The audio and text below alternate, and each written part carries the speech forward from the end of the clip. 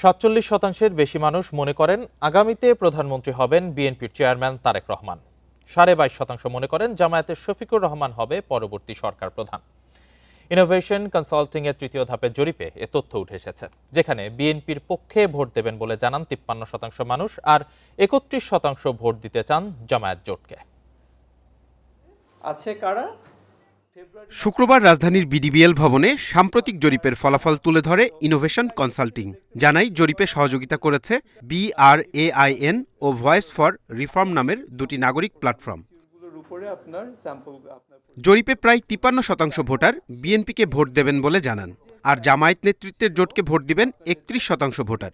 ইসলামী আন্দোলনের প্রতি সমর্থন আছে 1% মানুষের। আমরা এখানে যেটা গণভোটে 60% মানুষ হ্যাঁ এর পক্ষে রায় দিতে চান।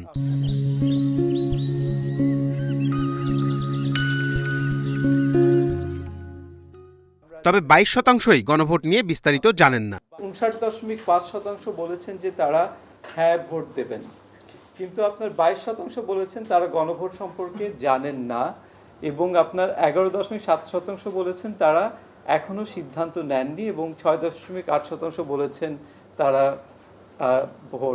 ভোট দেবেন। ভোট নিয়ে কোনো চিন্তা নেই 13% মানুষের।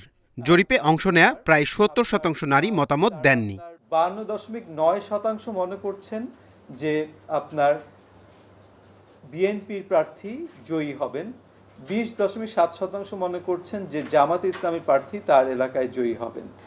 ইনোভেশন কনসাল্টিং এর এ জরিপ পরিচালিত হয় 5000-এর বেশি মানুষের ওপর। এই নাম্বারটা কিন্তু একটা বড় নাম্বার। রাহিনুল ইসলাম রিঙ্কু, ইন্ডিপেন্ডেন্ট নিউজ, ঢাকা।